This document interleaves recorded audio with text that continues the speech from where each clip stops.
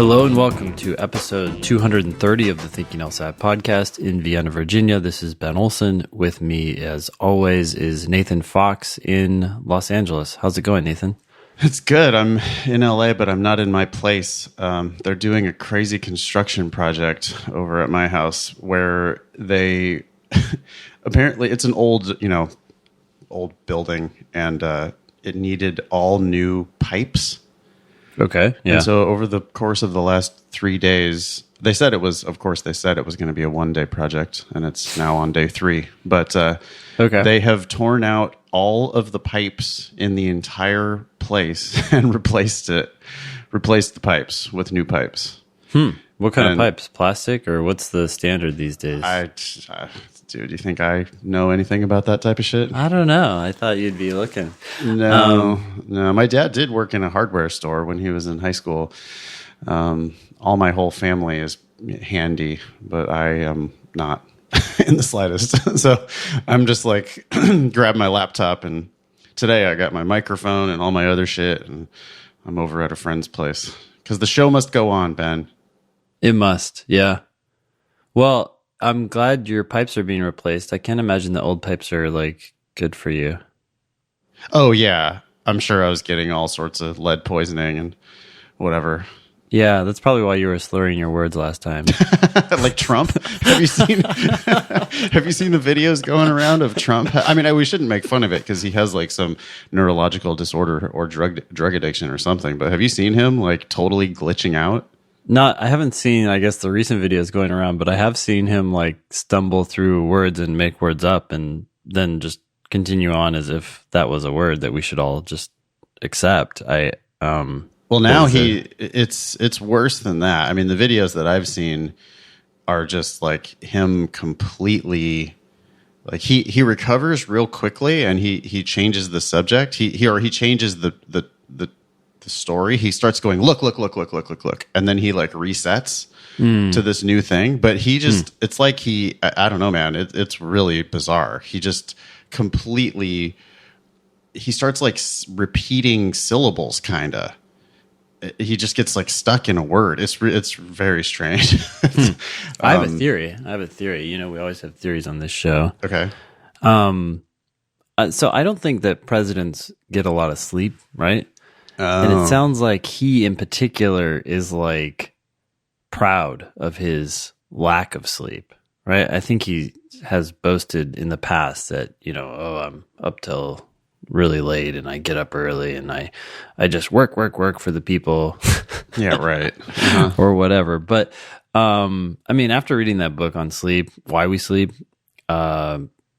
just convinced me that it's just not sustainable. The damage that is done to your brain and your body is pretty well documented if you don't get about 7 hours of sleep. So I imagine the stress he's under. I mean, no one likes him, right? I mean, he has to recognize that on some level. And I shouldn't say no one, but a large number of Americans and most of the world are angry at him. Yeah. And so, anyways, I bet he's not getting sleep. And all sorts of weird shit going on. I mean, he's wearing like a crazy amount of makeup, and he's makeup. Is that why he's orangish? Yes. Yeah. There's pictures of him from the side where you can see where the like pancake makeup that he's wearing just stops, and it's like a white line of his like neck is sort of like normal skin, and then his face is just like totally orange, and he's like grotesquely overweight now, and I don't know. He's just more overweight than he was before. Wow. Yeah. It's not a good job. I mean, for health, I don't think. Yeah. Well, I don't know if he's set up to handle it. So, yeah. Okay. Well, wait, I don't know. How did we get on that? Oh, yes. You're slurring and his slurring. So you and Trump have something in common. Oh, actually, you never slurred your words. I was just... Thank you. Making things up. Well, anyways, today on the show, we have an LR elevator pitch. We have notes from LSAC's Careers in the Law seminar, which happened recently with, I think, President Kellye Testy. Question, is the demon right for me? part-time law school question. We have a low GPA and 150 diagnostic. If that's your diagnostic, can work with that. Doesn't sound too bad. No. And then Sean has submitted a personal statement. We wish you luck. Great. This will come out on Monday, February 3rd. The March LSAT registration deadline is coming up in a week on Tuesday, February 11th. Then you have the February LSAT on the 22nd, which is a Saturday. I noticed, by the way, that LSAC has made all their tests in the fall on Saturdays this coming year. Last year they had some on Saturdays and some on Mondays. This year, only the June and July tests will be on Mondays, just so you know. I guess in the next cycle, the March test is on a Monday as well, and that's March 30th. But in any case, if you have questions, email the show at help@thinkinglsat.com. Please send us your selfies. I know that's exciting to share with the world, and it's nice to share with everyone who's listening. Do you have any announcements? I do not have any announcements. No. Okay, cool. Do you want to read this elevator pitch? It's a question about elevator pitches for LR questions. It says, "Hey guys, me and my study partner and I do this thing where we give an elevator pitch for the most popular LR question types. We quiz each other to keep up our skills as we prep for the June LSAT. I wanted to ask you guys if you had elevator pitches or quick fire lines for LR question types and LR in general. Thanks for the podcast and the Demon. All the best, Kip." Okay, we can do that. Sure. I think we could go through probably 10 types of LR questions and just try to keep it to we don't even need a elevator pitch, really. It can be like one line, right? Yeah. Hey, so look, I was just looking at the data for LR questions in the Demon. Like yesterday, actually. So I'm pulling it up right now. And what I'm thinking here is Kip says the most popular. I think what she means is most common LR questions. Sure. And I actually have that data here. So we can focus on the ones that are most common and give some people a little context of how often these question types appear. Maybe you start from the top of the list and I'll give you here's what I want people to be thinking about. You can let me know if you agree or not. Okay, cool. So the most common question type by far, any guess? Must be true or supported. That's okay. Could be. If you separate must be true and supported, then they're not. But if you combine them together, then that's 18% of all LR questions. And so that would be the most common. So we could start there with must be true. Sure. I do, by the way, in all my books, I always lumped those two categories together. I didn't bother to separate must be true from, quote, supported questions. Sure. Because, or some people call, what we call supported, people call that a soft must be true. Mm-hmm. But I think on the first look, it sort of makes sense to just treat supported questions as if there must be trues anyway. I can't imagine having a different strategy while you're going through the answer choices for the first time. I think your strategy should be the same for those two types, at least on your first pass through the answer choices. So I'm looking for the one that it said. Like it either said it or it necessarily implied it. This has to be true and can't be false. I'm looking for boring, obvious, conservatively stated, just like the one that has to be true based on the facts. Yeah. That's kind of long for an elevator pitch, but we can boil that down. One thing I like to say to people, just to hammer it home, is the correct answer will either restate one of the facts in the passage so that they don't make that mistake of thinking that they have to, quote, infer something new. No, it doesn't have to capture all the facts either. It's just like anything that has to be true. Yeah, okay. So if it restated one of the premises, that would be awesome. Yep, that would be awesome. Or the other option, which is a little more common but still totally possible, is to just take two or more of the premises that were provided and combine them together to give you something else that necessarily must be true. Yeah. So maybe we boil all that down to it's what they said,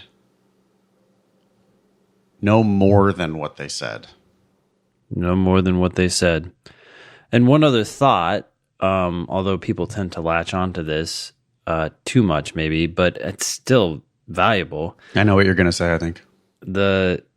Anytime an answer choice says something with strongly worded language, like always or only, it doesn't necessarily mean it's wrong. It could totally be proven by the passage. It's just often the case that pushes that answer choice a little too far, and now it's no longer true or something that must be true. Yeah, and if you think about it from the test maker's perspective, it's a very easy, convenient way for them to write a wrong answer. Is to just take something that's basically true, right? So all they have to do is write something that it said, and then just turn up the volume just a little bit too high. Just turn a sometimes into a usually, or turn a usually into an always, or turn one reason into the only reason, or one reason becomes the primary reason, you know, or one factor and it becomes like a necessary condition, right? So all they have to do is just amp it up. It's basically right. It's basically what they said, but then they just like turn it up. And then now it becomes a wrong answer. So I like that maybe if we're going to boil it down to a real short phrase, it's just, you know, no more than what they said. No more than what they said. Yeah. No more than what they said. Nothing extra. Yeah. Yeah. And by the way, so must be true is 8% roughly of logical reasoning. Supported is roughly 10%, at least historically. So that's 18%. So roughly, you know, a fifth of the section is going to be this. When you look over at reading comp, you're doing the exact same thing. And supported kind of questions make up, I actually don't know the percentage, but it's somewhere close to like 50% or more of the questions. So this is a huge part of the test. And actually, if you think about games, right? Games are just a bunch of must be true questions. So they're just trying to figure out, can you figure out what was said or what must be true given what was said? And yeah. Yeah, the entire test is a test of reading comp. So supported and must be true questions are absolutely mini reading comp questions. Just did you read the facts on the page? Can you read the answers, understand the answers, and understand that one of them is exactly what it said? Yeah, and it's just a reading comp. Good. Anything else on that? Yeah, to like reformulate it again for must be true and supported. It's maybe you even throw in like mini reading comp. It's a mini reading comp question. Okay. Yeah. Right. What did it say? No more than what it said. It's a mini reading comp question. Yeah. Okay. Oh, and I guess maybe should we talk about the difference between supported and must be true? Yeah, we might as well. Sure. Yeah. Well, I mean, it's a subtle difference. It's just that in the supported category, the question stem will have some softening language in it. So it'll say something like which one is most strongly supported by the facts instead of which one must be true based on the facts. It'll say which one is most strongly supported by those facts. And all that means is you don't really change your strategy. It's just that if you can't find an answer that is strictly proven by the facts, then you pick the next best thing. It's like, right, I understand that this doesn't have to 1000% be true based on these facts, but it's awful goddamn close. Yeah. Right? So that's the only difference between the two types. Yeah. And, I think sometimes as test takers get better, and this is a good sign in my mind, they might say something like, hey, I'm like a little perplexed by answer choice D. It's correct, but I don't think it has to be true, even though it's very likely to be true. And I'm like, yeah, you're right. And I'm glad you were kind of imposing that sort of test on that answer choice. You're like, did this have to be true? No, it doesn't necessarily have to be true. And then it's like, look at the prompt and it's like, oh, which one of the following is most strongly supported? And they're like, oh, okay, so the test writers are even to some extent acknowledging that this doesn't have to be 100% true, but boy, it's damn close. It's 99%. Yeah. But so, I mean, to back up though, frequently the correct answer is proven by the facts. It is, yeah. And so that's why you don't want to lower your standards before you look at the answer choices. You want to go through the answer choices expecting to find something that strictly must be true. And if you can't, if you eliminate all 5, if you think, no, that none of these 5 have to be true, well, then if the question says which one is most strongly supported by, okay, now take another look and lower your standards a little bit. And yeah, one of them is going to be the one that has the best support. It doesn't maybe strictly have to be true. But frequently, even when they ask you for that soft, which one is most strongly supported, very frequently the answer is strictly a must be true. Yeah, this discussion is making me think about the differences between a sufficient assumption question and a strengthened question. And then what we're talking about right now, the differences between a must be true question and a supported question. Mm-hmm. And I think it's interesting because it seems like the differences between a must be true and a supported question, which we're talking about now, is pretty much like almost nothing, right? But the difference between a sufficient assumption question and a strengthened question seems to be greater in practice. Like there's more answer choices that don't strengthen it very much, but they end up being correct because the others do nothing. Sure. But I think the analogy is there, though, that lots of times on a strengthened question, you will find a sufficient assumption. Sure. And if one of the answers is a sufficient assumption, then that's the answer for sure. Mm-hmm. So if you make strengthened questions, those are similar to most strongly supported in this analogy. And must be true questions are similar to sufficient assumption questions in this analogy, right? If you're looking at a supported question and you find something that strictly must be true, that is definitely the answer. And if you're looking at a strengthened question and you find a sufficient assumption, that is also most definitely the answer. But, but those categories are a little looser, right? Like you can sometimes lower your standards on a supported question and say, well, yeah, it's not 100% must be true, but like, look, these 4 answers are terrible. And this one is at least what they were suggesting. And so that's the best answer. Same thing on a strengthened question. It's like, well, these 4 don't strengthen the argument at all. Or, that maybe they weaken the argument. And then this one, it's like, well, it doesn't like prove the conclusion. It's not a sufficient assumption. But it does help the argument somewhat. All right. Well, then that's the best strengthener. It strengthens it the most. Well, I guess it just seems like in practice, strengthening questions more often leave a decent amount of the argument unfixed. Yeah, right? I think strengthening questions is one of the broadest categories, the categories that has the broadest range of correct answers, because sometimes the answer will be a sufficient assumption, which just proves the conclusion to be correct. Other times it's going to be like some of the correct answers for strengthened questions are like super shitty, right? Like, horrible. Mm-hmm. It's just like, well, I can't pick any of these other 4, and this one at least strengthens by circumstantial evidence. Yeah, like the likelihood of the conclusion being true has just gone up 2%. Yeah, yeah. Well, It's like you have a terrible case, but you're going to put something in your brief. Like which one of these facts are you going to lean on? Because you got to make a case. That's your job. Mm-hmm. Well, I guess this. Like it sucks, but yeah, I guess I'll pick that. Yeah. Okay. Anyway, should we get through this? Try to get through. Sure. So okay, 2 categories out of that was our 12. elevator pitch, and we've gone up and down the building like 10 times. We're like, no, you can't get out of the elevator. Stay here. The next most, or arguably the most common question type after that is flaw. That makes up 15% of the test. So we're looking at 20% or 18% and now 15%. Okay. So this is the bulk of LR right here. Mm-hmm. Yeah, this one I can definitely give an elevator pitch, or it's even shorter than an elevator pitch. For flaw questions, which one did they do wrong? Mm-hmm. So they did it. So it's like a must be true question first. Mm-hmm. They did this thing, and it's wrong that they did it. Yeah. And when you say they did it, what you're saying is that the 5 answer choices, which is kind of unique among all the different question types in LR, is that the 5 answer choices describe what's going on. Where a lot of answer choices in the logical reasoning are substantive. Yeah. They're actual ideas. Right. Yeah. So now we're just expanding on the elevator pitch. The elevator pitch is, did they do it wrong? But to expand on that, the did they do it is, can I stand up in court and say, yes, Your Honor, they did this. The thing that this is describing is a thing that my, opponent did. And it's a problem that they did it. Yeah.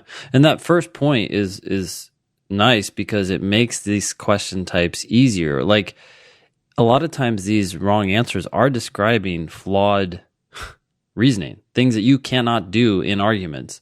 But as you read that description, if you're like, whoa, this guy never talked about an authority or never relied on an authority. So to say that this person's argument is flawed because they relied on an authority, you can just stop. You're like, who cares whether or not this is a good or bad thing to do in an argument? That didn't happen here, so moving on to the next answer choice. Yeah, it's never, if they would have done it, it would be a problem. It's did they actually do it? And it's a problem that they did that. Yep. Cool. Yeah, good. All right. The next most common question type, at least in the Demon, which has all the tests, so I guess historically, is the strengthening question. I just say, which one of these helps the argument the most? Yeah. And I like to clarify, I don't know why I do this, but I like to emphasize like which one of these, if true, most strengthens the conclusion, just to get people like focused on that. Okay. Even if it's strengthening the reasoning. Though, that's interesting because, see, I feel like there's a bit of a problem with that. You can tell me if you think I'm right or wrong, but there are certain questions where a wrong answer will strengthen the conclusion, but they won't strengthen the argument that was made in favor of that conclusion. Like it'll basically be a different reason why the conclusion might make sense, but it's not actually strengthening the argument that was made. That's interesting. I don't feel like I've ever seen that. No, I'll keep an eye out for it because I'm sure that there are examples of that. It's not, and maybe it's something to do, maybe sometimes the question stem will say which one of the following most strengthens the reasoning in support of the conclusion. Yeah. I do think that there's a subset maybe of strengthening questions that are specifically asking you to strengthen the argument that was made in favor of a conclusion. But I just warn people to be a little bit careful. It's like, if all else is equal, there's only one of these answers that, or just like, if all the other answers are real shitty, then sure, one answer that strengthens the conclusion's got to be the correct answer. But if you narrow it down, sometimes there'll be, maybe if there's two good answers, that are two answers that you think both strengthen the conclusion, think about whether one of them is making an entirely different case for that conclusion. Because I have certainly seen multiple questions where a wrong answer is supporting the conclusion, but it's actually making an entirely different case than what the speaker was making. Yeah, that's interesting. Because see, I guess we'll run across them. Listeners, help at thinkinglsat.com. If you run across a strengthening question in your studies where you think that there's a wrong answer that does strengthen the conclusion but doesn't strengthen the actual argument made in favor of the conclusion, please email help at thinkinglsat and we'll talk about it on the show because I know that they exist. Okay. So the language in strengthening questions tends to be like which one of the following, if true, most strengthens the conclusion or the argumentation or the argument or the reasoning. And when they don't refer to the main conclusion, sometimes I've noticed that they're like they're giving you like the correct answer is something that helps strengthen a jump between, say, a premise and the intermediate conclusion. Because you can have a problem there, and then maybe the intermediate conclusion successfully supports the main conclusion, but we never even got to the intermediate conclusion because that wasn't supported. I still feel like stepping back, that helps the main conclusion because now the intermediate conclusion is established, right? And so for simplicity, I like to keep people focused on that so that they're not accidentally like strengthening a premise or something like that. I'm curious really if there is like if those answer choices are strengthening the conclusion. I'm sure that I'm sure that they exist. I'll keep an eye out. I'll tell you next time I run across one. Anyway, for now, the elevator pitch is just, hey, which one strengthens this argument or strengthens the conclusion the most? Sometimes you think about it like, hey, if you have to make a case in favor of this conclusion and you only get to pick one of these 5 facts, which one of these do you want to be a fact? Which one of these is going to do the most to help you? Yeah. Cool. The next most common question type is necessary assumption. Okay, easy. Which one does the author have to agree with? Another way of saying that is, which one, if false, will ruin the argument? Yep. I think I spend half of my time as an LSAT teacher talking about necessary assumption questions. It feels like. Yeah, well, they're common, right? So they make up 11% of the test. So they're over 1/10 of all the, 1/10 of all the questions you encounter.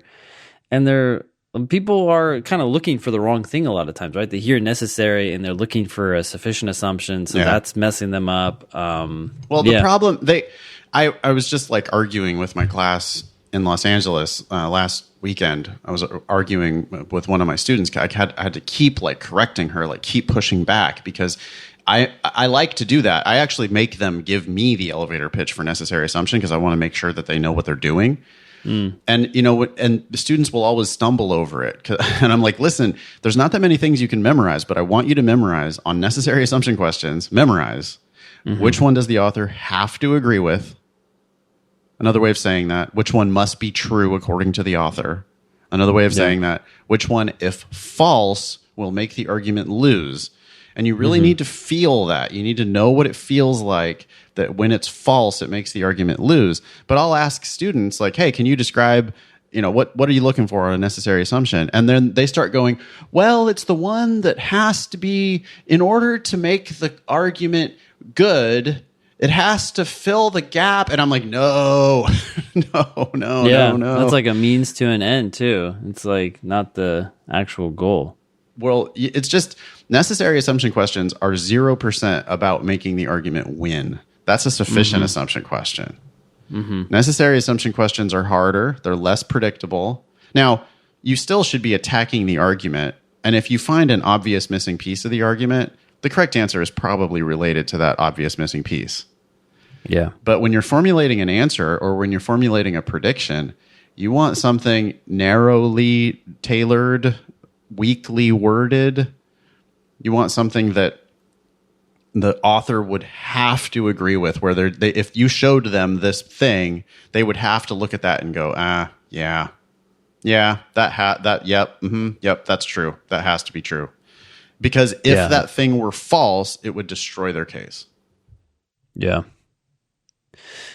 If it's helpful, one way to think about this is in a necessary assumption question, you're saying, okay, if you want to prove that conclusion, if you want to prove it, and we're not that we have to prove it, I'm just saying if you want to, what idea or ideas do you have to accept as true on the way to doing that? Whereas in a sufficient assumption question, you're not saying if the conclusion is true or proven, you're saying if the answer is true, which one is going to make the conclusion true? So, yeah, it's like if the conclusion is true versus if the answer is true. In a necessary assumption question, you're assuming from the get-go that the conclusion is true, and you're trying to figure out what else has to be true if you're going to get there. Anyways, I know that can be confusing, but that's the difference between the top down and the bottom up. Yeah, just be careful that you're not actually trying to get there. You can't try to get to the conclusion. You can't try to make the argument win. It's just which one, if it were false, would destroy the argument. Frequently, the correct answer on a necessary assumption question is bizarre, like has nothing to do with the conclusion.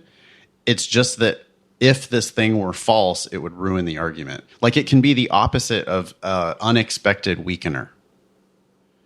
So lots of times the correct answer on necessary assumption questions will just come completely out of left field.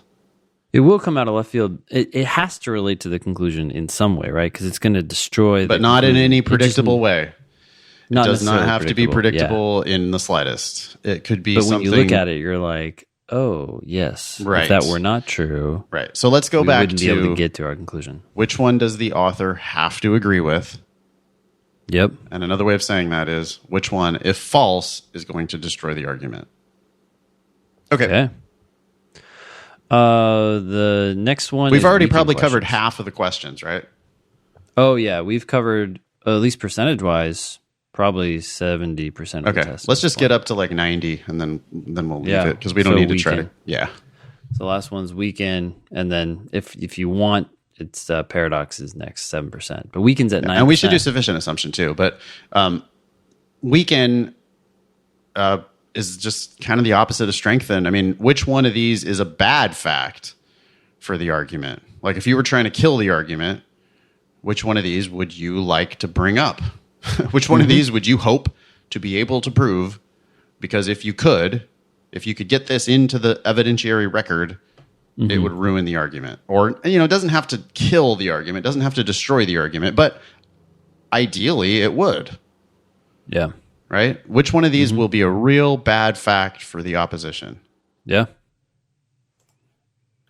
And the language tends to be stronger. Yeah, which is the same as strengthen, because the question stem says which one, if true, will strengthen the most, or which one, if true, will weaken the most.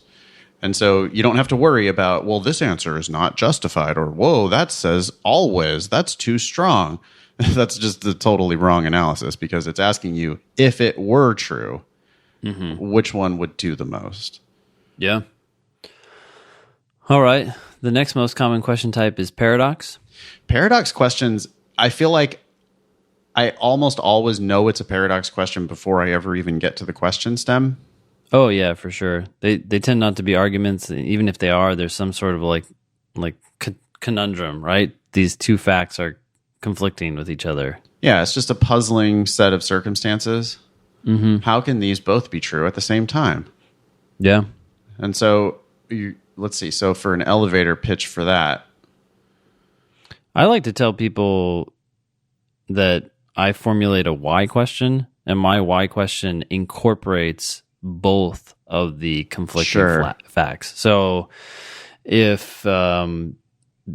Yamada knows that smoking will shorten the lifespan of his patients, but he's not encouraging them to quit, that's a little surprising. So why isn't Dr. Yamada encouraging his patients to quit smoking, even though he knows it will shorten their lifespan?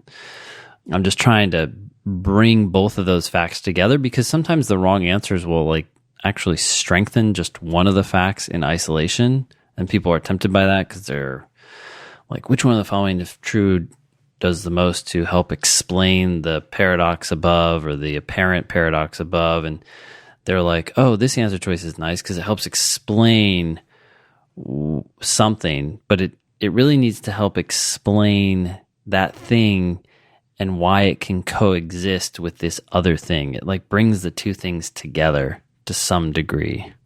Yep. I like to think about it as you should be able to feel like a click. It's a satisfying explanation. I think this is the way I would always teach it, is that it's a satisfying explanation to the mystery. It's a satisfying solution to the mystery. So I think about it in two steps. Students frequently miss the first step, which is understand what mystery you're supposed to be explaining. Yeah. Right? Yeah. If you can't formulate your why question, you're not grappling with the two things that are at odds with each other. Totally. So we're saying the same thing there. It's step one. Why is this supposed to be a mystery? Like, what is the puzzling thing that you're being asked to explain? And then step two, you should feel that it's a satisfying explanation. I also encourage people to make predictions, not because they're going to predict exactly the answer, although sometimes they certainly will, but make a prediction about like, well, this maybe this is what's going on. You know, on the one hand, this, but on the other hand, that. Oh, well, maybe here's why that's happening. Yeah. And then and you feel that click of like, well, if that were true, then that would explain it. And then when you read the 5 answers, there's one of them that is similarly satisfying. Even if it's not the exact answer you predicted, it's similarly satisfying, right? Yeah. Okay. That's paradox. Cool. Paradox. Last one is sufficient assumption at 5%. Yeah, sufficient assumption questions are the easiest questions, some of the easiest questions, I think, on the LSAT. Once you know what you're doing, you should never, ever miss a sufficient assumption question. It's a huge opportunity. I don't care what your level is. You don't have to miss sufficient assumption questions. You can just stop that. So when you miss one, you know, you should be tough on yourself and like and really dig in and make sure you understand it before you move on to another one. Sufficient assumption questions are about making the argument win. And you're going to be a lawyer. You have to know what a winning case feels like. It analogizes directly, doesn't it, Ben, to like, you know, if you were going to write a motion for summary judgment. It's like, well, because of the law that clearly controls this case, and because of the facts, which are stipulated, the facts are not in dispute, this law and these facts means we win. Yeah. And you don't have to have a trial. You don't have to argue about it. You just go home. And that's what sufficient assumption questions are like. So they've given you some evidence. They've given you a conclusion. The evidence by itself right now does not prove the conclusion. But one answer, one missing piece will make the evidence plus that answer just force the conclusion to be true. Yeah. And the reason, so it's about making the argument win. That's my elevator pitch. Make the argument win.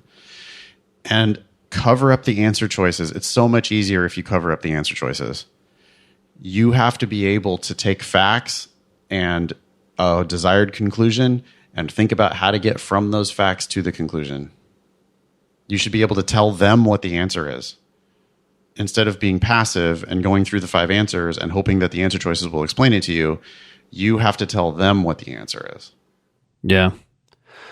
Well, and part of the reason for that is that, like, in a necessary assumption question, a strengthen question, a weaken question, a flaw question, you're dealing with arguments that have missing pieces, right? They're making assumptions. There's problems with the reasoning.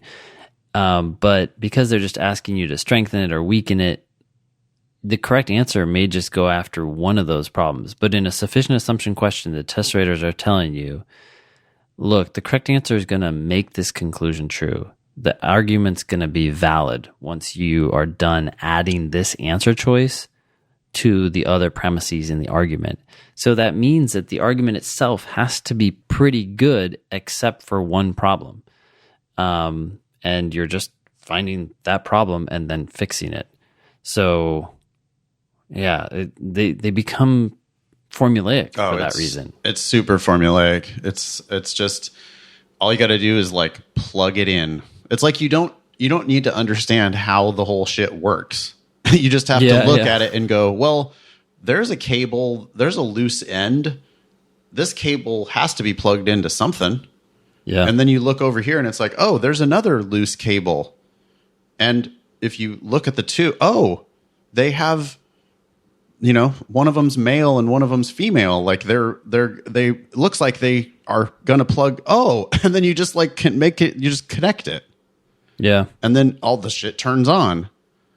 And it's like, yeah, that's what it feels like. Where it's, and I like that analogy actually, because you don't, it's sometimes the argument, like the terms of the argument don't necessarily even have to make sense to you. You don't even have to understand what they're really talking about. Yeah. It's just, they've presented some things as facts, and then they have this desired conclusion, and the facts right now don't quite add up to the conclusion, but you can usually predict, like, well, there's something new in the conclusion that was never mentioned before. And there's parts of the facts, there's one thing in the facts where it's like they mentioned this, but it's kind of just hanging there. It doesn't really connect to everything else. Oh, but they mentioned it in the conclusion. Or, sorry, this random loose thread in the argument and this random loose thread in the conclusion. What if those two random loose threads were both in the correct answer? You know, like you can predict. You can say, oh, so this loose thread means this loose thread. Yeah. Let me reformulate it again. Okay. A lot of times my prediction on a sufficient assumption question follows the pattern of if the evidence is true, then the conclusion is true. Yep. You don't even necessarily have to understand the evidence, and you don't even necessarily have to understand the conclusion. It's just predict an answer that says, if this evidence, then this conclusion.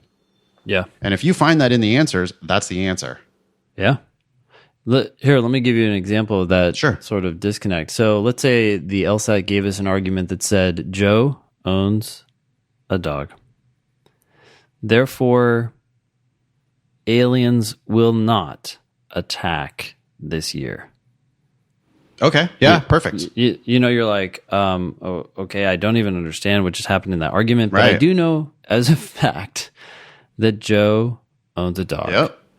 And they're trying to prove that, therefore, aliens will not attack this year. Yep. So one very possible answer is just simply, if Joe owns a dog, then aliens will not attack this year. Totally. It's an if-then statement. It connects the two. Some people might not like it because they're like, I still don't understand how Joe's ownership of a dog doesn't matter. Get to that conclusion. You're like, yeah, we don't need to know why. We just know that it will. And to take this a little bit further, a sufficient assumption is just looking for any answer choice that will make the conclusion true, even if that answer choice is not necessary. So something that says if anyone owns a dog, or even if anyone owns an animal of any sort, then aliens will not attack this year. That answer choice would work too, because if we say, well, I know that Joe or even owns broader a dog. than that. Yeah. If anyone owns anything, then no one will attack. Yeah.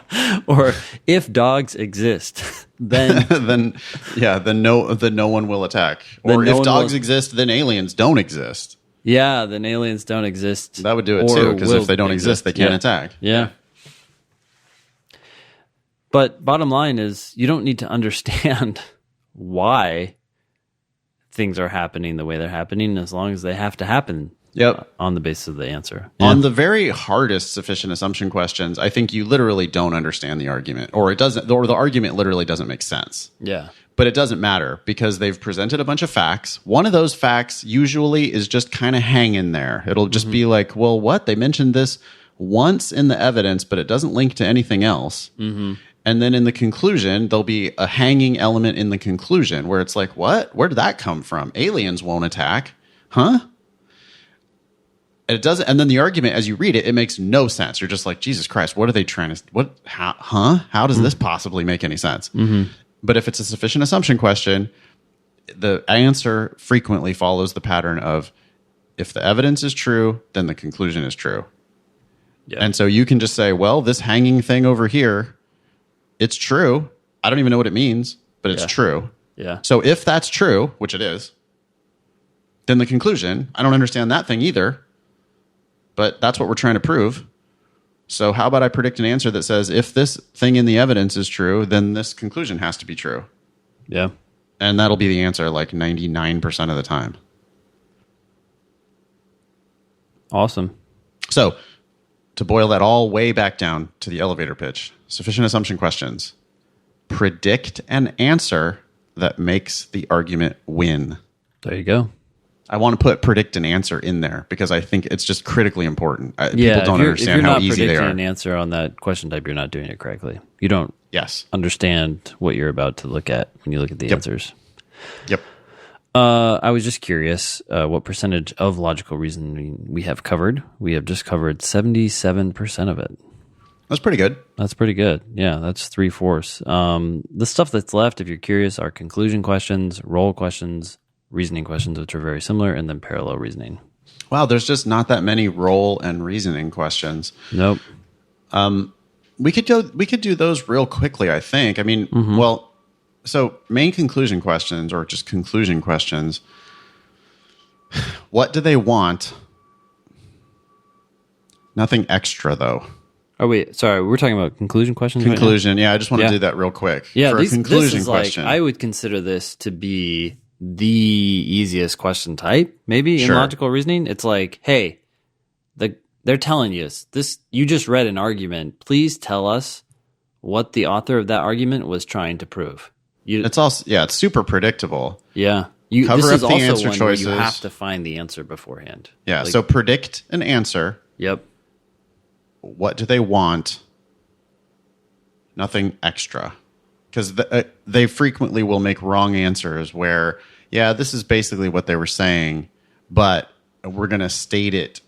We're going to overstate it. Mm-hmm. Mm-hmm. Right? That's a good way for them to write easily. They can write tempting wrong answers on those question types by just amping it up. Just turn up the volume a little bit. Amp it up or take it to the next step, right? They say like the conclusion is therefore if you cut down all these trees, animals will die. And then it's like, therefore you shouldn't. They never said that, but people are like, oh, you shouldn't do this. And they kind of keep running with the argument, whereas they just need to put the brakes on and regurgitate the conclusion that was stated in the argument. Yeah. Like if the whole thing was a case about how, Trump's a criminal. Mm-hmm. If they're, the conclusion can be, maybe they did conclude that Trump's a criminal, but then a wrong answer would be like, and therefore he should be imprisoned. Yeah. And it's just like, well, hold on. I mean, maybe, but did they say anything about prison? Yeah. This speaker might be anti-prison as far as we know. You can believe that someone's a criminal without thinking that prison is the right solution. Yeah. Right? I mean, maybe he should be fined. Maybe he should get removed from office. Maybe he should, whatever other solution besides prison necessarily. Yeah. So just, you don't want to take, it's what they want, but nothing extra. Mm-hmm. And you should always predict that answer. Do you want to do role and reasoning? Sure. Role and reasoning are the two other question types that are similar to flaw in the sense that they give you 5 answer choices that describe something that's happening. So in a role question, they're just asking you, hey, what role did one of the claims in the argument play in that argument? In other words, was it a premise? Was it a conclusion? Was it something else? What role did it play? Yeah, and this is also one that I would predict. Totally. But my prediction would be just that. Is it evidence, or is it a conclusion, or is it something else? And if it's something else, I would just start looking at the answer choices. But it's like 90% of the time, it's either evidence or it's a conclusion. Yeah, and then if it's evidence and you get down to 2 answer choices that describe evidence, then you just look at those answer choices and say, okay, is it evidence for this claim or is it evidence for another claim? The description, just like flaw questions, has to describe exactly what that thing is doing in the argument. Any part of that that's inaccurate is wrong. And that's just true for the test everywhere. Yep. The LSAT test writers hate inaccuracy. Reasoning? Reasoning is just asking you, hey, describe to us how the author reasoned, how the author justified their conclusion with their evidence. How did they get to their conclusion? Oh, okay. My elevator pitch would be a little different though, because I want it to say, I want them to be thinking the correct answer is going to describe a thing that the author did. Sure. Not the necessarily. Correct answer may be incomplete. Mm-hmm. Yes, exactly. That's the problem. I think people fall into this trap of thinking that the correct answer has to encompass the entire argument, but it doesn't. All they're asking you is pick a thing that the author for sure did. Mm-hmm. And the correct answer can be like really lame. The correct answer can just be like, well, they used a word that started with the letter T. If they did use a word that started with the letter T, that's the answer. That's the answer. Yeah, well, so for both of these question types, really, we can consolidate them into one elevator pitch, right? Does this answer describe something that happened in the argument? Yeah, but on role questions, they're specifically asking you about one tiny part of the argument, right? Yes. So it's like, you can't just like look at another part, yeah. It's about this part of the argument. Yeah. Yeah. Mm-hmm. Okay, cool. And then the last thing then is just parallel reasoning and parallel flaw. When you get good enough at all those other question types, then parallel reasoning and parallel flaw become really easy. For parallel flaw questions is just match specifically the flaw. Mm-hmm. I can't tell you how many times people get caught up in technicalities on matching flaw questions. Sure. Where it's like, but dude, the argument confused sufficient for necessary, and the answer that you're picking here did not confuse sufficient for necessary. Yeah, maybe it's missing a premise. The original argument had 3 premises. This one only has 2, but they're still doing the same. Let's switch these if-then statements without negating them or something like that. You got to think about the big picture first. Mm-hmm. On a matching flaw question, man, if they confused correlation for causation, then the correct answer is going to confuse correlation for causation. Yep. So start there. So matching flaw questions, I think about match your objection. Mm-hmm. I was able to object to this argument in this way. Like, hey, idiot, correlation does not mean causation. Or, hey, idiot, even if that correlation does mean causation, how do you know it's not the other way around? Mm-hmm. Right? Then the correct answer has to have that exact same, you should be able to make that exact same flavor of objection where you're like, whoa, correlation doesn't mean causation. And how do you know it's not reversed? And then the matching flaw questions become really easy. Yeah. For matching pattern questions, that's tougher. That's probably the toughest type of question. For most people, I think matching pattern is probably the toughest. Mm-hmm. One thing people don't realize is that there may actually still be a flaw. Yeah, sure. So the first thing I do on matching pattern questions is just a rough thumbs up or thumbs down on the logic. Yeah. Was it good logic? Okay, then we got to go find similar good logic. If it was bad logic, then the question's actually easier because you've made an objection, and then it just basically turns it into a matching flaw question. If they give you a matching pattern question where the argument is flawed, then the correct answer has to be similarly flawed. And so all you have to do then is just go in and match the objection. If the argument's good, like, did they prove their conclusion? Would you vouch for it? Does their evidence actually justify their conclusion? Because if it does, then you have to go find an answer where their evidence justifies their conclusion. Yeah. And just as well, right? Sometimes these things are like pretty good. There's still some problems, but like you're like, that's a pretty good argument. The correct answer is going to be pretty good as well. They're going to be similar. Yeah. Yeah. If they proved it, then the correct answer is going to prove it. If it was pretty good but not quite proven, then the correct answer is going to be pretty good but not quite proven. Yeah. If it was flawed, then the correct answer is going to be similarly flawed. I don't know if we have an elevator pitch. That's tough. There's a lot more to say about that, but like you said, it's kind of the culmination of your skills in a lot of other question types, including role and reasoning and understanding structure, as well as understanding flaw. I actually kind of like doing a lot of parallel reasoning questions at the end of class because it's like, look, now you're starting to understand some stuff, and if we do a bunch of these and you can see how these things are parallel, you're also just going to get better at other question types. Cool. Should we move on? That was all on response to Kip's. Yeah, I'm sorry that went so long. I would just say we did forget. My bad. Disagree. It's a somewhat. It's like 3% of the test, and that's almost everything.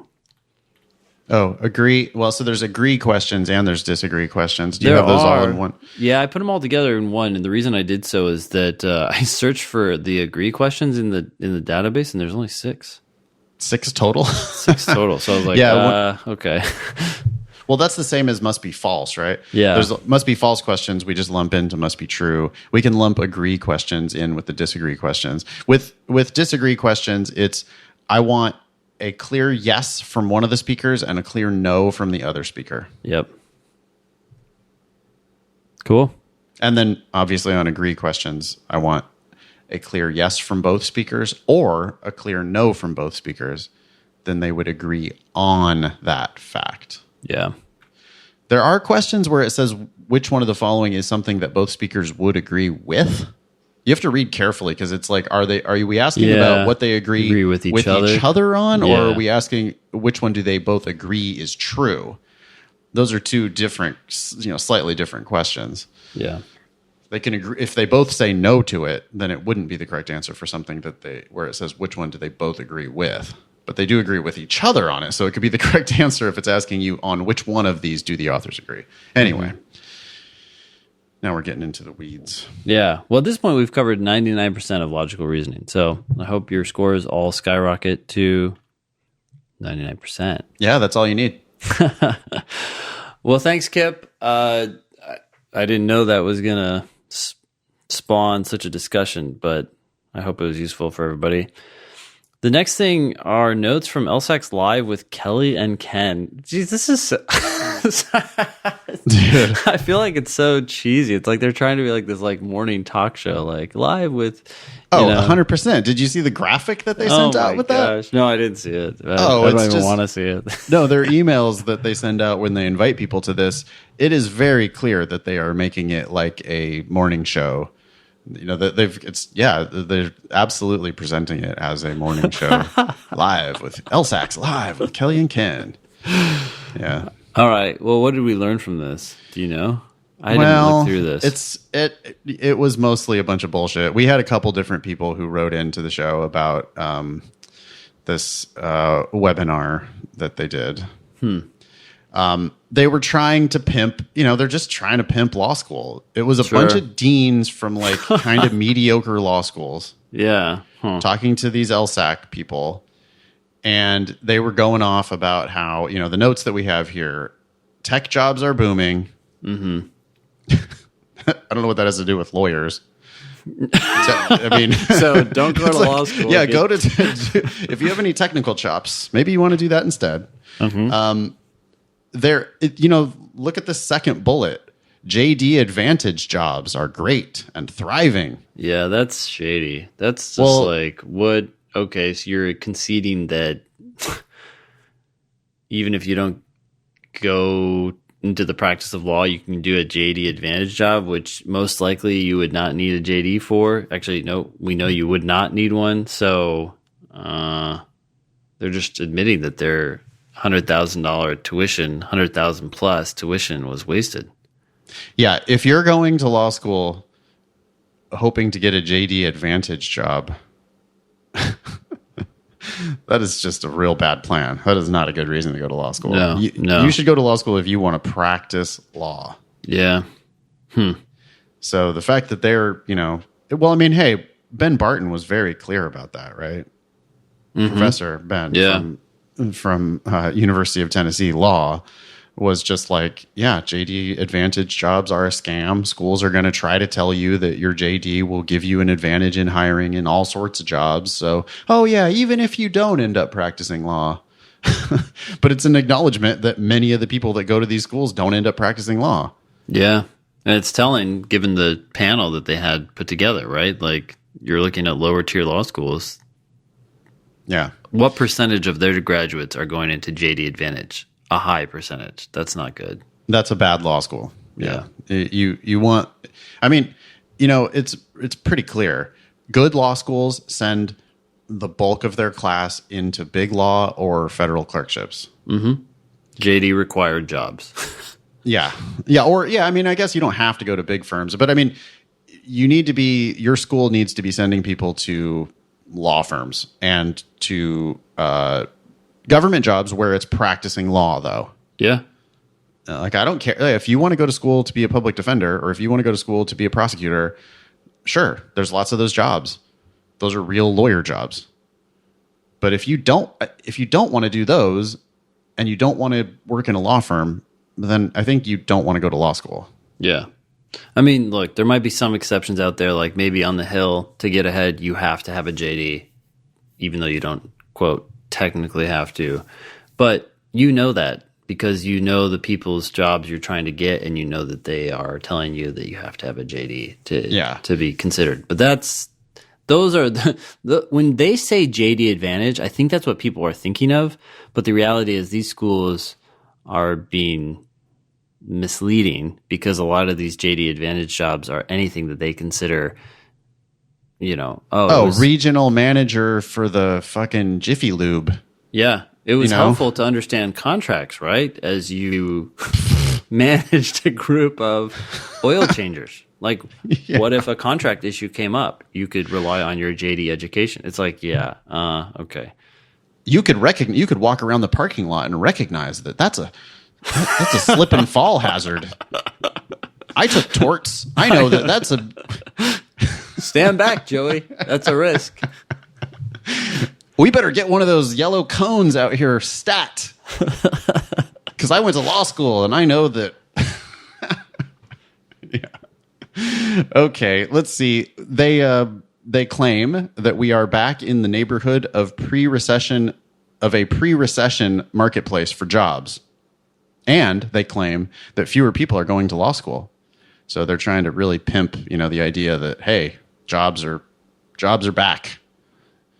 Maybe it's true. I think that it does seem consistent with what Professor Ben Barton was saying. He was saying, look, if you do want to go to law school, if you're looking for a JD required job and you have the LSAT and GPA to go to a good law school, this is a good time to go because they're giving money. Yeah. The problem with that is that it's like I think the legal job market tends to sort of trail like the stock market and the economy generally. And we've had booming economy, booming stock market. And so if people right now are starting to pile into law school, because like this cycle, it does seem like this cycle is more competitive. There's been an increase in applicants. There's been an increase in top applicants. And so if law schools start like expanding their classes again, then the people who are hearing this podcast now and trying to apply to law school in September of this year to start law school next year, by the time they graduate, they could be graduating into another bust. So that's always a possibility. And that's why you got to go back to going for free, right? Like, right. If they are offering these scholarships, which I feel like they are in a way that I did not, expect or see when I was applying to law school, leverage it. If you're not leveraging it, you're not taking advantage of the opportunity that's in front of you. Yeah, just don't pay for law school. I mean, we got an email this morning from one of our personal statement clients, and she's got 5 offers from schools she's gotten into, and one of them offered her $53,000 a year, one of them offered her $45,000 a year, one of them offered her $40,000 a year. Those are near full rides. And you just need to be taking one of those offers. You're foolish if you don't. You got to get yourself a free ride to law school. It's too risky. That is so much money. I mean, really, you want to get a full ride, but even like, can you? I say it's so much money when I think about like, can you imagine not getting that and going? No, those are $1,000. Those are first offers too, Ben. I mean, those are just like that's what they've offered her. They received her application and they immediately responded, "Hey, we'll give you $53,000 a year if you can stay in the top 50% of the class." Yeah, and so she can counter and get more. I mean, gosh, if you went and you were like, "Oh, okay, it's all right, I'll just pay it." Like, if you haggle over beans at the grocery store, you're like, "Oh, should I get the store brand or should I get the name brand?" Yeah, which everyone does to some extent, right? People are, totally. You could buy all the beans you want and have them catered to your house if if you just let law schools knock off that money. Holy smokes, it's just so much money. Yeah. People are like, well, I'm just I'll just have the regular coffee today. I can't afford the double macchiato frappuccino, whatever. It's like, because you're going to save $1.25, but meanwhile you're going to plunk down $60,000 a year for 3 years for law school when you don't have to. Yeah. Or you like go to a slightly better school because you're thinking, oh, I just can't go to this lower ranked school. It's like, I don't know. Is it worth 120 grand plus interest? No. Bird in the hand. Anyway. Anything else? Well, Yeah, they apparently they spent a lot of time talking about how law practice and law will change dramatically in the next 10 or 15 years because of tech. But they like really had no predictions about what that even meant.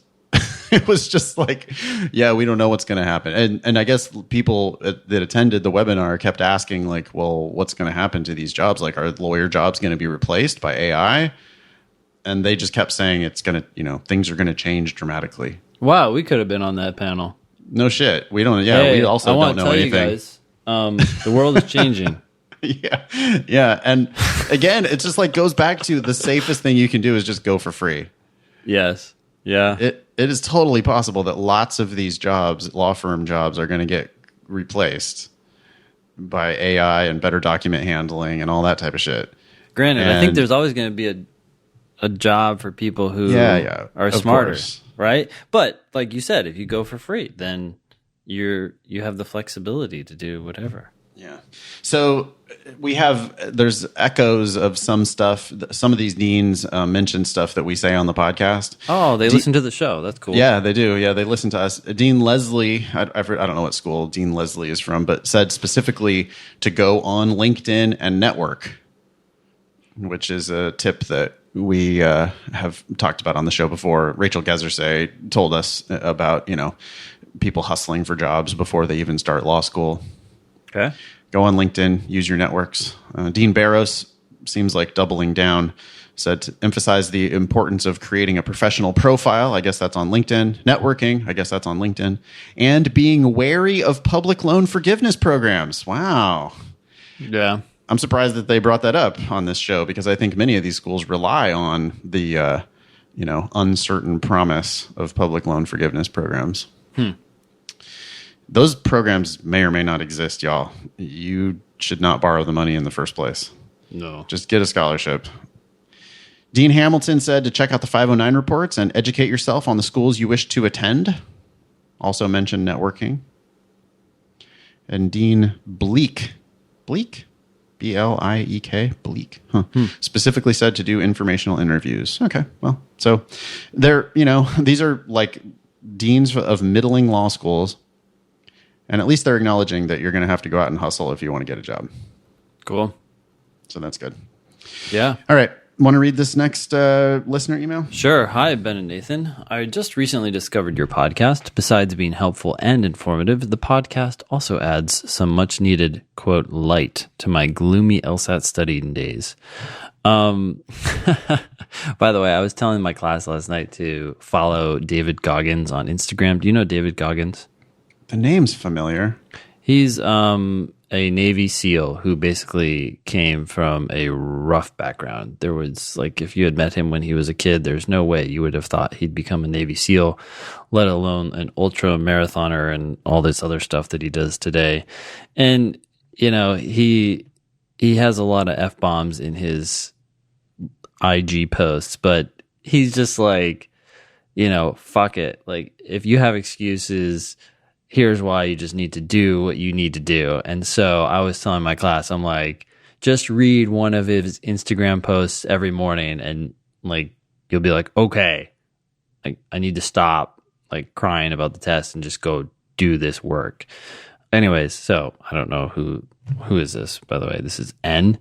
And you say you have gloomy LSAT study days. Maybe just follow him on Instagram and people will be confused. They're like, is he working out? He's always working out as he posts, but that's irrelevant. His posts are actually about like just get your act together. Stop waiting for everything to feel right and good. Just do it.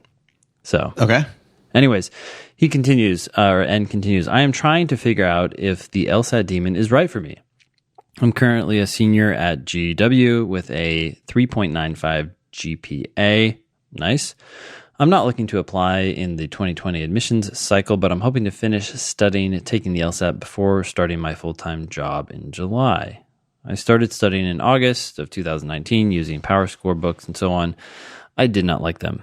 I then signed up for an in-person test master's class. My first diagnostic was a 150, and by the end of the course, I was getting around 165 to 167 on my practice tests. Okay, great. Good nice place progress. to be. Yep. Yeah. I took the November test in DC. I did not end up scoring as well as I would have liked. Logic games is my strongest section, and I got a -1 on that section on the November test. Okay. So that wasn't your problem, clearly. -1, whatever. Okay. I desperately need to work on my reading comprehension as well as LR. I do not want to extend my access to Testmaster's online course as I feel I have exhausted that resource. I want a new approach, but preferably one that can complement the base knowledge I gained from Testmasters rather than leave me confused due to conflicting terminology and methods of teaching. No, that, like, if anything, we are explaining these things as intuitively as possible. So, yeah, don't worry about that. Testmasters, in my mind, is going to actually leave you more confused with the whole numbering system. You're already as confused as you're going to be if you took Testmasters. I'm glad your score went up, so that's good. Yeah, hey, he worked hard. He did a whole bunch of actual LSAT questions. Of course, you're going to improve. Yeah, but you didn't improve because of their whole semantics with type 2E and all that bullshit. Basically, what we're going to do is tell you to ignore all that stuff. Mm-hmm. So we're not going to give you terminology that conflicts. We're just going to tell you that all of their semantics doesn't really do anything. Yeah. Okay. Would you recommend the LSAT Demon to me? Yeah, we're biased, but yes.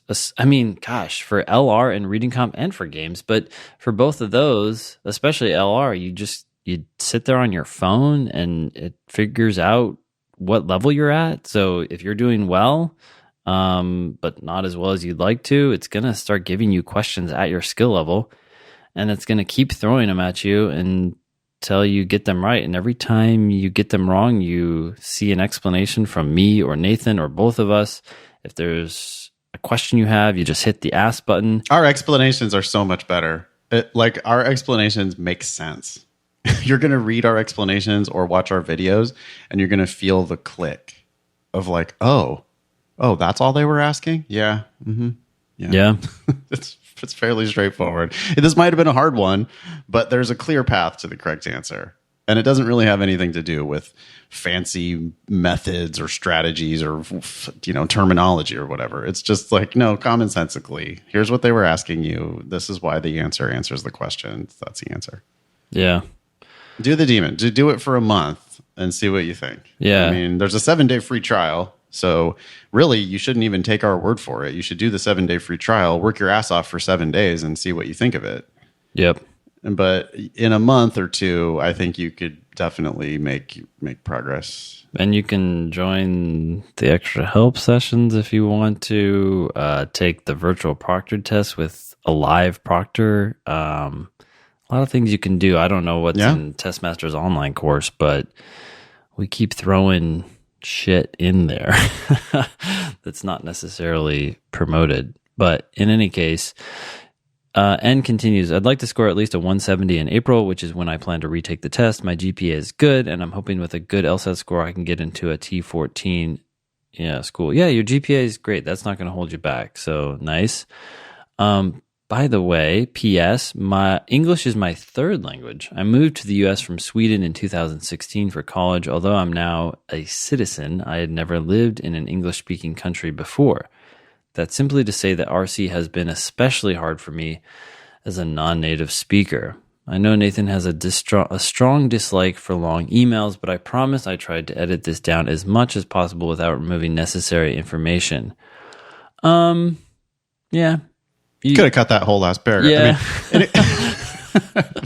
You have ways to go. But that's just something you got to keep working on. So as an attorney, you'll get plenty of opportunities to cut shit down. Yeah.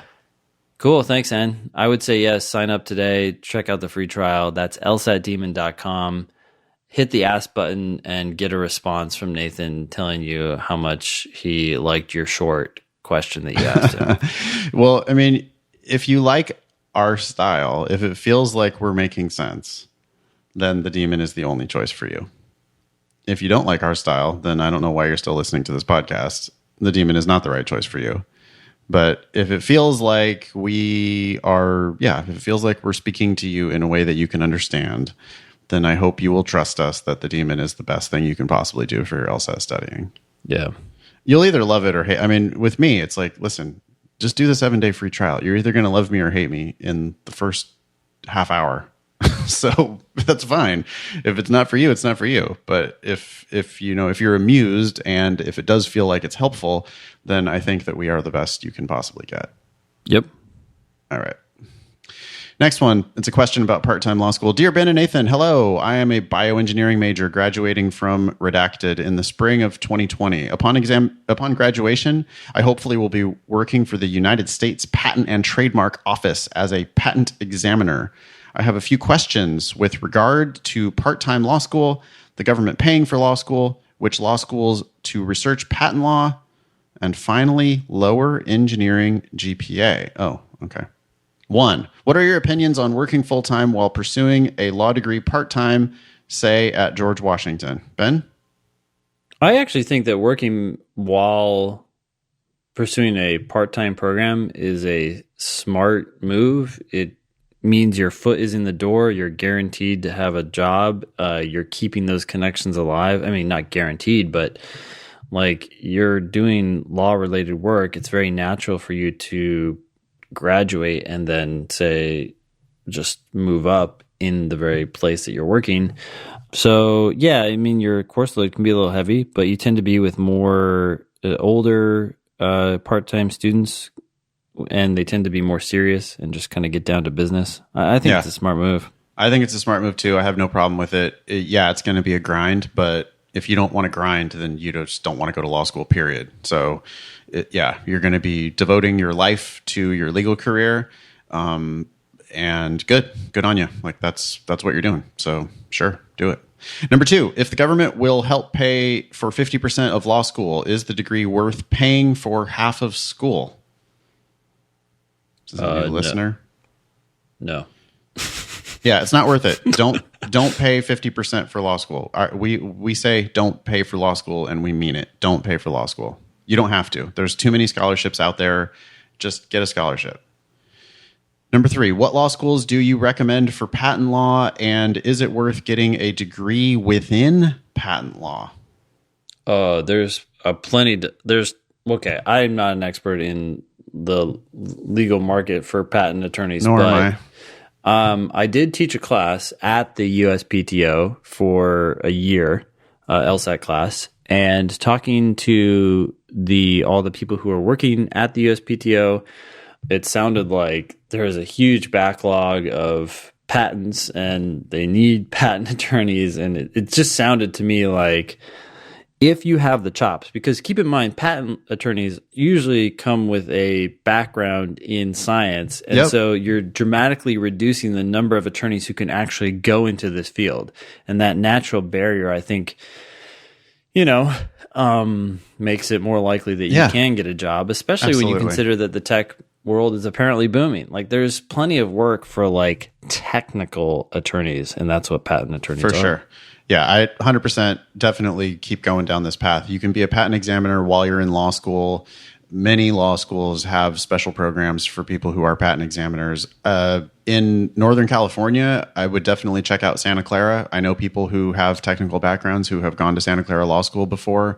It's the type of school that you can get a scholarship from, and they are right in the middle of Silicon Valley, and they do have programs for patent attorneys. So, yeah, I mean, cast your net widely. Make sure you apply to 15, 20 schools. But yes, absolutely. Do it. Number 4, I have a 3.3 GPA. Will I still be a competitive candidate if I do well on the LSAT? Ben? Yes. That will hold you back from some of the top programs, but you can still go for free at many great schools. Absolutely. You can get a full ride to Santa Clara with a 3.3. If you get the right LSAT score. That's the really important thing is that, that 3.3 in bioengineering, if you show up with a 170, they're going to be like, oh shit, this guy's a badass. Because they know that bioengineering's hard. Maybe you could write a very short addendum pointing out the fact that you were a bioengineering major and that 3.3 is actually a good GPA for people in your major. But if you try to tell that story with a 160, they're going to be like, I don't know. Maybe you're just that kind of applicant. Yeah, that's a mediocre LSAT score with a mediocre GPA. They're just like, oh, well, yeah, whatever. But if you show up with a 170 and a 3.3, then they're going to go, oh, wow, that's a 98th percentile LSAT score. Maybe we should look a little closer at this, person with a technical degree who's wanting to be a patent examiner or already a patent examiner. Yes, you will be a very competitive candidate. Just to be clear, I don't know that I would describe a 160 as mediocre, but it's certainly not as good as it could be if you're looking at these better schools. I would describe a 160 as mediocre. If that's the best score you can get, I think you should seriously consider whether law school is the right choice for you. 160 for me is like the sort of minimum. I don't think law school is probably the right choice for you if you're not getting a 160 or higher. Okay. We can agree to disagree on that, I guess. Well, you're not getting a scholarship at very many schools with a 155. I mean, I'm not excited about a 155. I'm just saying I don't know that a 160 is mediocre. I'm not saying it's great either. I'm just saying I think that you can go to school and go for free. Whereas, if you're going below 160, then I think that's if you can go mediocre. Well, no matter what your score, you should go for free. So, if you can go for free with a 155, fine. But, I just, 160 is not impressing really anybody. So maybe we're arguing about what the word mediocre means. Yeah, maybe so. Just be cautious, right? Yeah. For sure. No matter what your score. Yeah, definitely be cautious. Next email. Hey guys, I'll get straight to it. Okay, cut that. I graduated from... If you're going to get straight to it, go ahead and get straight to it. All right. Yep. I graduated from Redacted in May 2019 with a 3.29. I majored in international studies with a minor in Redacted and was also a student athlete. I was also a student athlete. Okay. Wait, who is this? Spencer continues. That's likely superfluous information, but I feel it contributed to my low GPA in some ways. Okay. Since graduating, I've been working as a paralegal at an AmLaw 100 firm, and I'm finally sure of my decision to attend law school in the fall of 2021. I recently began a test master's course and scored an abysmal 150 on my initial diagnostic. That's not abysmal, dude. No, a lot of people are starting in the mid 140s, and can make quite a run with that. That's a solid. You got to change your self-talk, I think, with regard to the LSAT. Starting at 150 is totally fine. We see people every year go from 150 to 170, so that's not abysmal at all. It is mediocre though. It's definitely. Hey, if it were your best score, if that was your final score, it would be below mediocre. Yeah, for sure. Yeah, that would be. But I still wouldn't even say it's abysmal. No, if it would just be like you're a normal person, like not a lawyer, if that were your final score. But if that's your starting score, that's a totally fine starting score, and you can definitely rise above mediocrity. Yeah. All right. Spencer continues, I know that in order for me to gain admission to the vast majority of my target schools, all top 50 for the most part, I will need an exceptional LSAT score to offset my subpar GPA. I am registered for the April administration. By the way, Spencer, you put that in parentheses. You could just put that as a new sentence. That said, my initial diagnostic score has me feeling incredibly discouraged. Yeah, get over it. Yep, get over it. Follow David Goggins. Do you have any advice for someone in my position? Am I naive for thinking I still have a chance? I'd be very grateful for any advice you might have. Feel free to read my question on the show, blah, blah, blah. Spencer, I think we've already answered your question. Don't stop worrying about it. Start studying. And just honestly, this is true for everyone.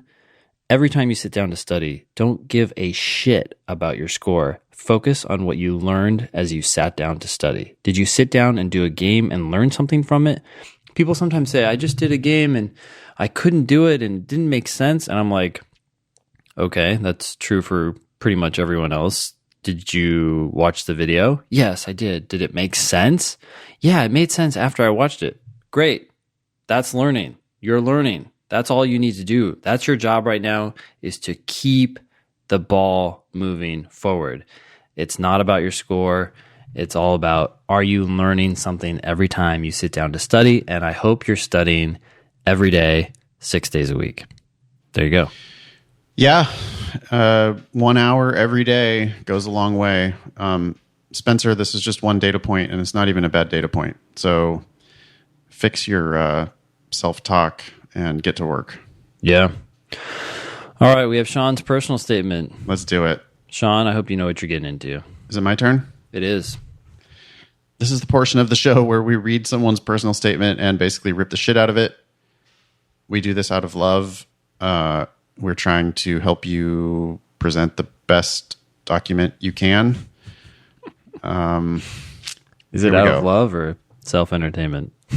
Both. Okay. All right, here we go. Farsi is a beautiful, complex, lyrical language that has evolved drastically over thousands of years. Cut. Ridiculous. Ben thinks it's ridiculous. Yeah. You want to elaborate? I do not care what you think about Farsi. I do not care about Farsi itself. I want to know about you. And the last thing I want to hear about is how a language has evolved drastically over thousands of years. By the way, that's true for every language. Has to be true of every language. So that's, yeah. Unless it's dead, right? Yeah. That point definitely doesn't need to be made. You know, if you just look at the construction here, the verb of the sentence is. Mm-hmm. You got to watch out for these forms of the verb to be, because it's just pure telling. You're asking, you're telling me a conclusion about Farsi. Your sentence is Farsi's the subject, is the verb. What is it? Oh, well, it's beautiful, complex, and lyrical. Yeah, okay. In your judgment, like, what evidence do you have of that?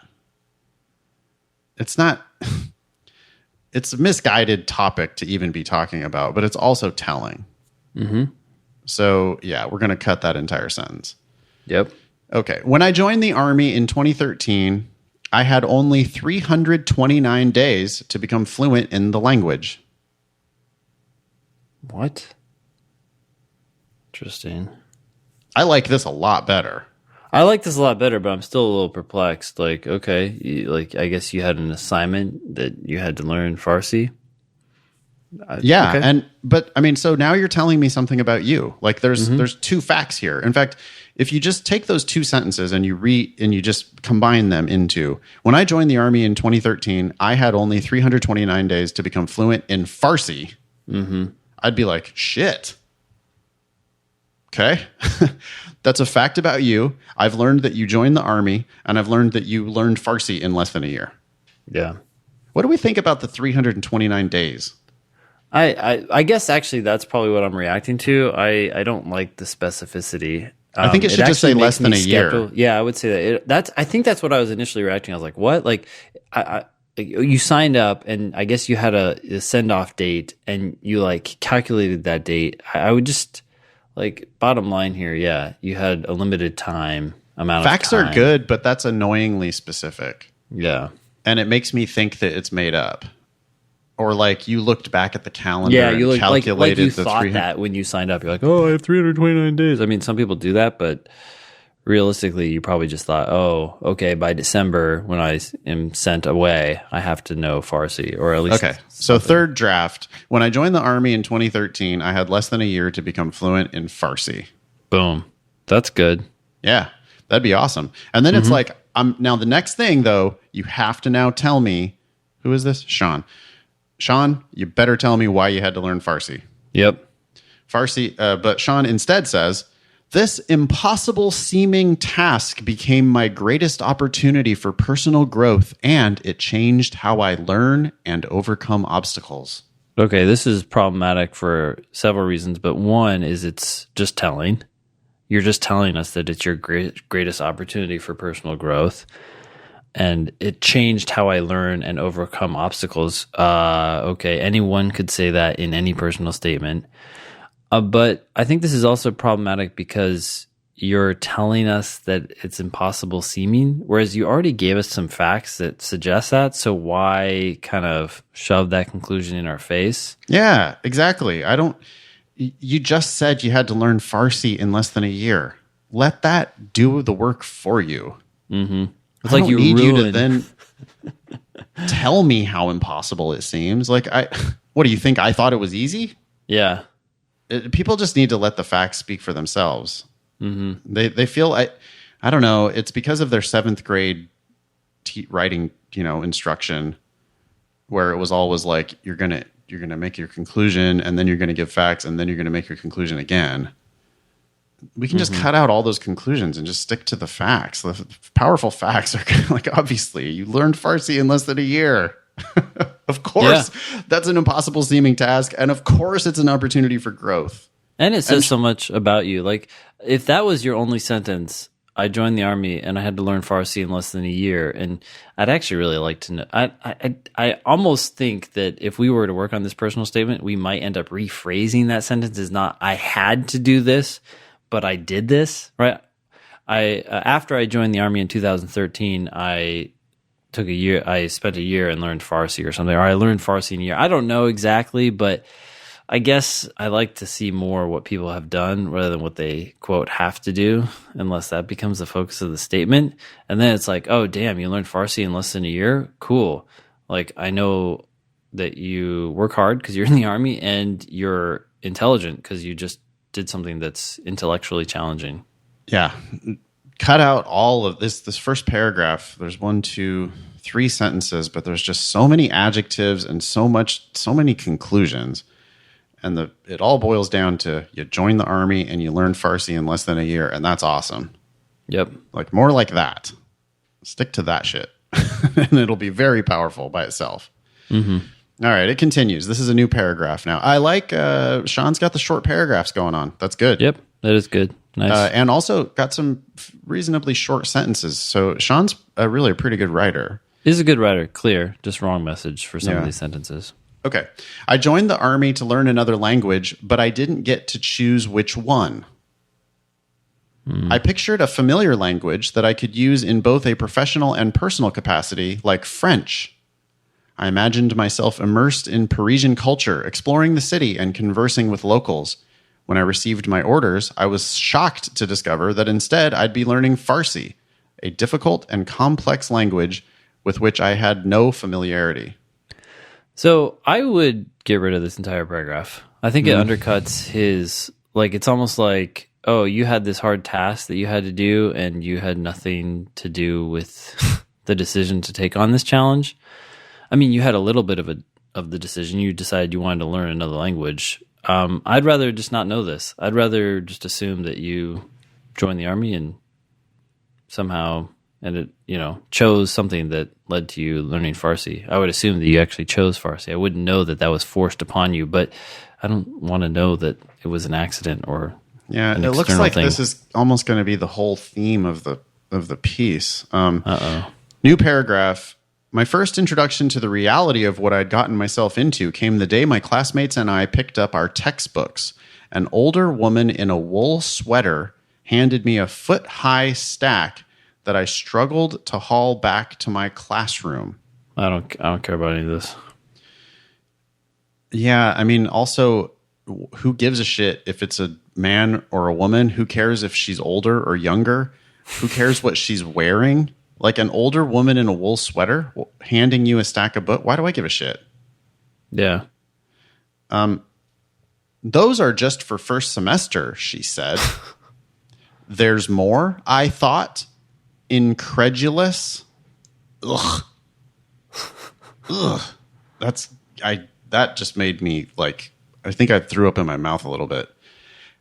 Like, that's just, man, the use of incredulous there, Ben, is just, it's so heavy-handed. It just makes me cringe. It's like, yeah, we get it. We get it. You didn't think you'd be learning Farsi. You're amazed at the foot-high stack of books. You're actually just like undercutting all your like. If your statement had been one sentence, I joined the army and then I learned Farsi in less than a year, we'd be like, damn, you're in. Yeah, totally. That's all I need to know. And now it's like, oh, oh my God, it was so hard. Can you believe this? I didn't know what I was getting into. It was a foot-high stack of books. I was incredulous. Like, ugh. Now you don't look like a badass getting shit done. You look like someone who was kind of foisted into this situation. Yeah, like now you're going back and whining about your own achievement. It's like, yeah, I agree. I think you're totally undercutting your whole own story here. And then that use of incredulous, listen, to be clear, you are a good writer, but right there, that was some shit that my 7th grade niece does in her writing. Where she just uses too many adjectives and too many adverbs, and she's just telling. It's just, you're telling me that you're incredulous instead of presenting facts where I would infer that you are incredulous. Okay. My first days of class illustrated the challenge ahead of me. So again, with the impossible seeming task, and again with like, look how big of a challenge this was. We already fucking know that you're learning Farsi. That's enough. We know Farsi's not like... You can allow me to assume Indo-European that language. This is difficult. Yeah, maybe it is. I don't know what it is, but it's not like it's not like Spanish, right, or French. Yeah. Here comes some facts. Okay, so if you just cut that sentence is really annoying. My first days of class illustrated the challenge ahead of me. Get rid of that. That's a conclusion. I don't want that. But you can stick to this stuff. Farsi uses a different alphabet, written from right to left, including sounds unfamiliar to native English speakers. Well, these are facts, but I don't feel like they advance the argument because I already know that Farsi is hard as shit, right? Like, we've all seen the news, and I'm willing to convoluted characters. I'm willing to grant a few facts about Farsi. That's like, as long as it's a fact and without all of the describing. I don't want, sorry, describing is not the right word. Without all of the editorializing and conclusions and whining. As long as it's just factual, I'm fine. So it's a different, yes. Okay, good. You can tell me that it's, hey, the fact that it's written from right to left, I didn't know that. So what? You knew it was hard. I did know it was hard. That's true. The language boasts grammatical structures that differ wildly from English. Yeah, I assumed that was true. Learning Farsi, oh my God, not again. Learning Farsi would have been a formidable challenge in any situation. Oh, jeez. But my compressed timeline multiplied the difficulty. Sorry, I was reading ahead. Oh, so it's really fucking hard. We already knew all this from that one sentence. I agree. Totally. This whole, so that's the whole first, man, I'm going to have to do a word count here. So everything we've read so far is 239 words. And you really could cut that down to that one sentence. When I joined the army in 2013, I had less than a year to become fluent in Farsi. Yeah. You let that's the big fact, and you just let that one big fact just do its work. It's a very powerful fact. Mm-hmm. And you're just like burying it in a bunch of, honestly, it just sounds like, it comes off as just like crying about it. Yeah. Oh boy. No. All right. Next paragraph. The stakes were incredibly high. That's telling, dude. You're using to be as the verb. Were is the verb. You're using an ly adverb. He already used wildly. Now he's using incredibly. Those are both ly adverbs. Incredibly there is modifying the adjective high. The stakes were high. Not how high? Oh, incredibly high. Well, hold on a second. I mean, so then, like, what you do is you trigger the natural skeptic in the reader, right? Because I'm now going, oh, really? What was going to happen? You were going to die? Or they're going to hold you back? Are you going to be tortured? Go? Are you going to lose your house? Is something going to happen to your kid? Is this fate of the nation hanging on this, whether you learn Farsi or not? I mean, what? Okay, so the stakes were incredibly high. Ooh, semicolon. Semicolon. Okay, revoked. Sorry. Well, we'll see. We'll see. I think they're gone. We'll see. The stakes. Ben's feisty today. The stakes were incredibly high. Failure to learn Farsi would force me into an unwanted job for the next 6 years. Oh, God forbid. Or even end my military service prematurely. You know, that's high stakes for you, Sean. No one else gives a shit about that. If you left the military and did something else, that's not incredibly high stakes. That's you decided not to stay in the military. You agree with that, don't you, Ben? Oh, yeah, I agree. I mean, okay. Even with tremendous resources at my disposal, I struggled with self-doubt. This is not good. No, it's not. I don't care about this. Like, I don't want to hear about angst. We got enough angsty motherfuckers around. Like, we want winners. We want killers. Tell me about how you learned Farsi in less than a year and then went out and kicked ass with it. Yeah, what was the need? What were you fulfilling, and what did you use it for once you got out into the field? Or maybe, oh geez, I hope we don't find out he didn't do it. But oh boy, that would be a disaster. I had to learn it, but I didn't. Oh well. Yeah, or I had to learn it, then we didn't do anything with it. Like, that's not. I don't want to hear about that. I want to hear about you kicking ass in your job. Like, you learned Farsi in less than a year, and then you went somewhere and you did something with it. Mm-hmm. Otherwise, we don't. I'm not. Nope. Okay. So even with tremendous resources, you're struggling with self-doubt. And that's got me thinking like, oh yeah, this person's going to be whining all the way through law school. Here's a stack of legal tomes, by the way. Welcome to your first semester. Yeah, that foot-high stack of books is going to be replaced with a 3-foot-high stack of books and LexisNexis and Westlaw. Yeah. And, okay. Every day I had 7 hours of classroom instruction, 3 hours of homework, 2 hours of self-study, and military responsibilities such as physical training and guard duty. 12 hours of studying a day, Ben? It's a lot. It's a lot. 12. Yeah, 12. Makes the reader skeptical. Yeah. You're really doing this the whole time? Hard to believe. It is hard to believe. I mean, hey, learning Farsi in a year, though, is a big task. So, and Army people work their asses off. I don't like what's coming next, though. Okay. Even so. Sleep deprived and still struggling to understand core concepts, I felt overwhelmed. We can just go ahead and say feelings are canceled, right? In personal statements. We don't care what you felt. We don't care what you thought. We care what you did. Yep. I watched as other students succumbed to their own self-doubt. Oh, no. This is going to be like, people couldn't make it, but I did. 2 spaces there after that sentence. Yeah, 3. Chink in the armor. Yeah, okay. Some lacked the ability to learn Farsi, but others lacked the self-belief and conviction necessary to succeed.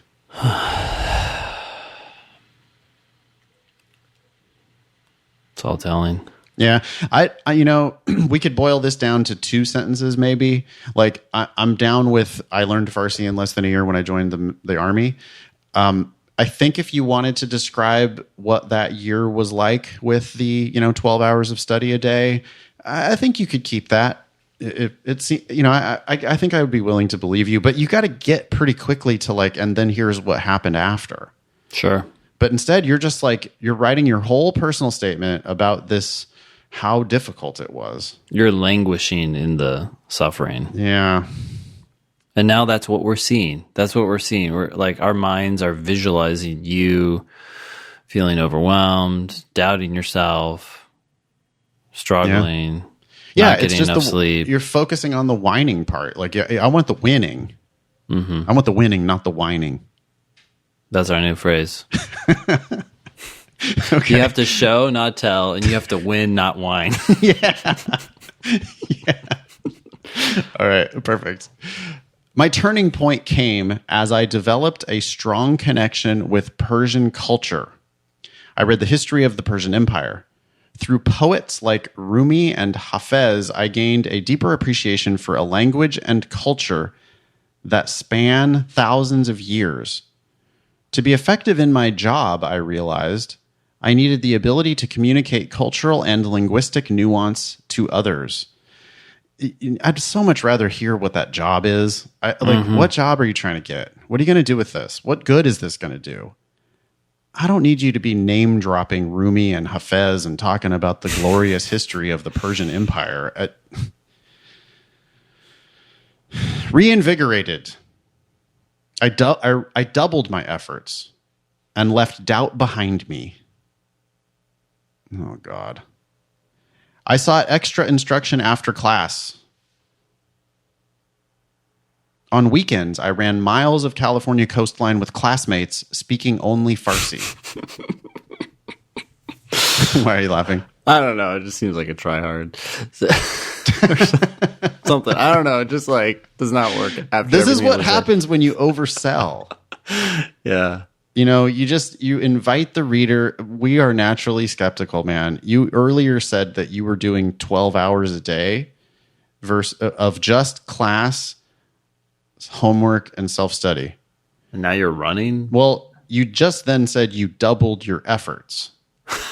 So, because I can count, so I added up your 12 hours, but now you doubled your efforts, you say. You're at 24. So that's at 24 hours now.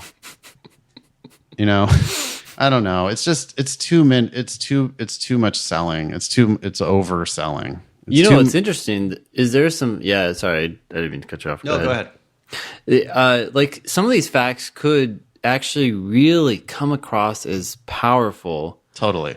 If they were presented just a little bit toned down. So for example, we go back to your first sentence. When I joined the Army in 2013, I had a year to learn Farsi.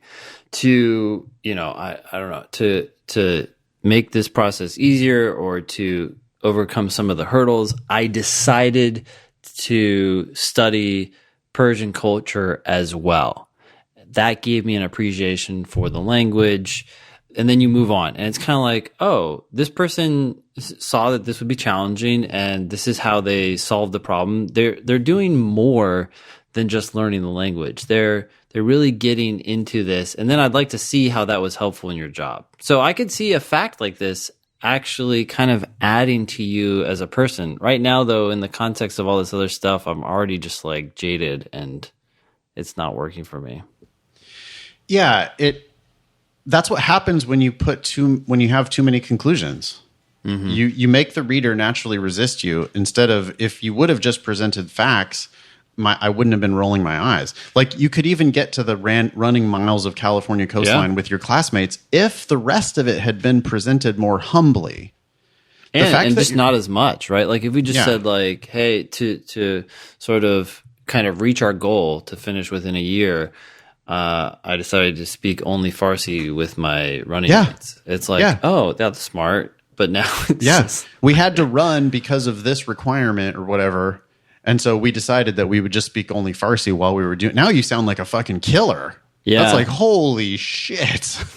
Yeah. Wow, that's amazing, And I can picture you. I actually like that detail of you running on the coast and speaking Farsi. I actually really like that detail, but I hate it because of all the other stuff you've said here that's just too much selling me on how, oh my God, what a big drama, right? And the reality is, Sean, I bet you are a killer. You just need to like reframe this. Yeah. Yeah, because we need the winning, not the whining. Mm-hmm. Okay. Only 2 more paragraphs left. After 47 weeks and nearly 1,500 hours of instruction. I don't really care about that. It's passive activity anyways. I was ready for the final exam, the Defense Language Proficiency Test. With a quote from Rumi about the power of a positive outlook playing on a loop in my mind, I walked into the testing center. I hate this. I hate this drama vignette. I don't want to know about your internal dialogue. I don't want the phrase "in my mind" ever. And I don't want quotes from Rumi. I mean, I understand. Thank you for sparing us the actual quote from Rumi. But I don't even want to know that you had a quote from Rumi about the power of a positive outlook in your head. Like, listen, did you pass the test or what? Yeah. You're over dramatizing this whole thing. It's just too much. You're making me doubt everything you've said previously with this over dramatizing this moment of this exam. 6 hours later, I stumbled out, mentally drained. We don't need to know that. 2 weeks later, I strode across the graduation stage near the top of my class. Oh, this is so weird. It's like an allusion to the idea that I succeeded without actually saying it. Like, you're going to boast about all this stuff, but you're not going to say I passed the test? Well, we knew he was going to pass the test from the very beginning. Like, he's just overselling the drama of this test. It's like, dude, you learned. We know that you. There's no way you're telling us this story, and the punchline is going to be you didn't learn Farsi. Yeah. So we don't like. Yeah, I believe you that this was a dramatic moment, but ultimately, what you're talking about here is like you're telling me the story of some test you took. That's it. And how you stumbled out of it. Like, you're going to take so many exams in law school, then the bar exam. But it's like, I don't know. It's just making me, it's like making me think that you're going to be overly dramatic about all the shit that happens in law school. Mm-hmm. I don't know. All right, last paragraph. Although it's been several years since my experience as a language student at DLI, the lessons I learned there remain. Telling. Yeah, like what lessons? I don't know what lessons you're talking about. Keeping positive outlook quotes looping in your mind. I have instilled within myself a strong sense of discipline and learned the importance of an effective routine. You know what? I knew that about you the second you said Army. Yeah, you don't need to tell us that. It actually undercuts what you're trying to say, and anyone could have written this. Anyone. I have come to accept and even appreciate the nuance and ambiguity in life, be it in language or the law. Oh, fuck no. Okay, first of all, you're talking... Oh, man. You don't have standing to make that claim. Like you. No, you don't. The law? What? Whoa.